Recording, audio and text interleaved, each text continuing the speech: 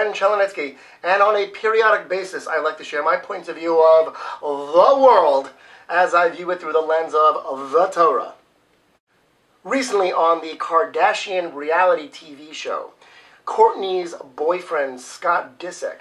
Now hold on here, I really have no idea what the Kardashian TV show is about.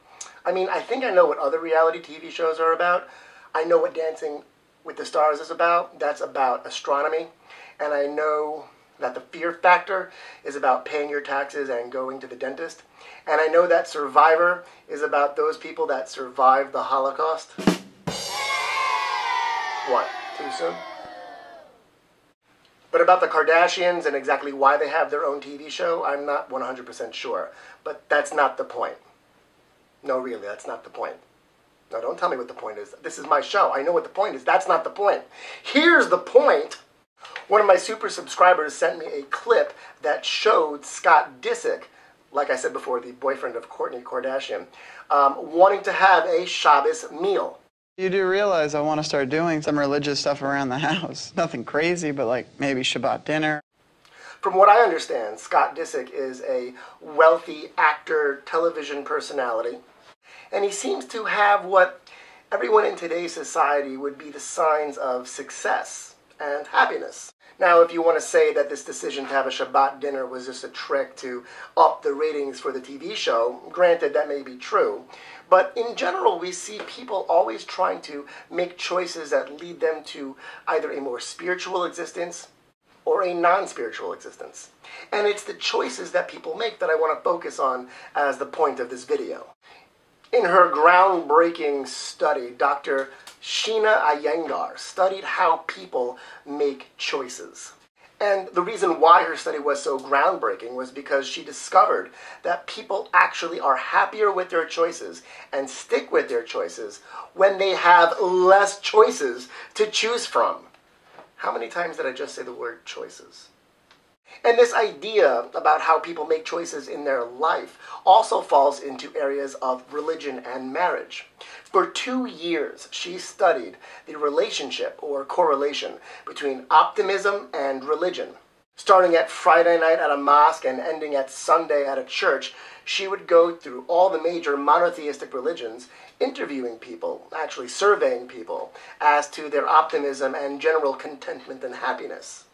And what she found at the end of her study was a direct correlation between optimism and religion, meaning the more religious, the more optimistic and hopeful. The less religious or less observant, the more pessimistic and depressed. To quote her professor, Dr. Martin Seligman, Orthodox Jews and Calvinists were bright-eyed and bushy-tailed and optimistic, while Reformed Jews and Unitarians were pessimistic and depressed. People always thought that the more restrictive or authoritarian a religion would be, the less happy the individual would be in practicing that religion. But it seems that that's not the case. At the end of the day, if we examine Scott Disick's choice to get closer to his religious roots, or if we have a deeper understanding of Dr. Iyengar's study, I think there's something missing. And it's not so much the choices that people make, but why people make those choices. And if we look at the basic Shabbos meal, there are clear guidelines and rules as to what has to be done. Thus, again, narrowing the choices as to what you can actually do. For example, you have to have wine for Kiddush or grape juice. Which wine do you think is better to start with? Probably the Manischewitz. What's that? The Jewish wine. You need to wear a head covering for the men. You need to have 2 loaves of challah and have them covered. There needs to be blessings to be said. And when you look at it, it's these choices that not only give definition to what you're doing, but also fulfillment as to why you're doing it. And I think that's the key element. Why? I got yarmulkes for everybody. A navy yarmulke? That doesn't match my outfit. Why do you need a yarmulke? And why do you need a tablecloth? What is the tradition? Our sages teach us that a human being is incredibly unique because it has this ability to choose, this free will. Everything in the animal kingdom is run solely on instinct. But the human being has a constant battle between its spiritual side and its physical side as to what it should or should not do. when we're able to give weight to our decisions and have some level of guidance as to how we should make our decisions, then our lives can be that much more meaningful. But what guides you in making decisions, and where do you eventually want to lead up in the decisions that you make? Leave your comments in the section below.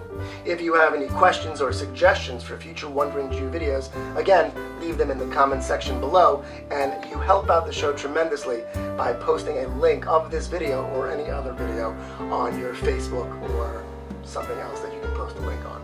But thank you for watching, fellow Wanderers. My wife is waiting to leave the laundry room next door, so I've got to cut this short, and I will see you next time. Be'ezras Hashem.